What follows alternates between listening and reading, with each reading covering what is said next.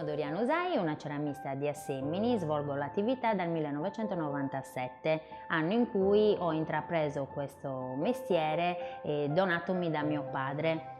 Ho capito che il mestiere del ceramista poteva diventare il mio lavoro quando ho deciso a 13 anni di intraprendere la scuola del liceo artistico. Lì chiaramente c'erano tutte le titubanze, quando si diventa più grandi e lì ci si pone proprio la domanda di cosa si voglia fare da grandi, ho capito che i profumi che io sentivo nel laboratorio erano miei, non potevo farne a meno.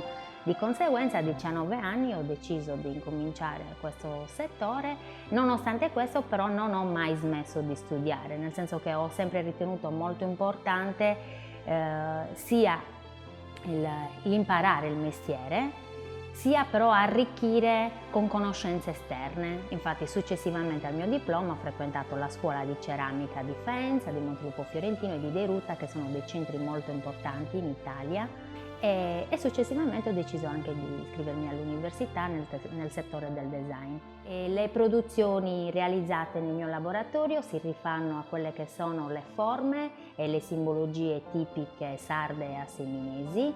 Dunque parliamo delle brocche in terracotta, le scivette che sono dei contenitori che si utilizzavano circa 30-40 anni fa per l'impasto degli alimenti e non solo, e tutte le altre forme che venivano realizzate come utensili di primaria necessità. Da queste forme tradizionali chiaramente poi da parte mia c'è tutta la rivisitazione del design e delle composizioni artistiche e decorative. Ho pensato di arricchire in maniera ancora più preziosa queste linee applicandoci dei metalli, dunque oro e argento, che riecheggiano proprio la preziosità dei nostri broccati e delle nostre filigrane. Spero che mio figlio o i miei figli abbiano la sensibilità di capire il processo lavorativo che ho fatto io, ma soprattutto che ha fatto mio padre, che ha unito l'antico al nuovo, e quello che hanno fatto i miei avi, mandato avanti una tradizione.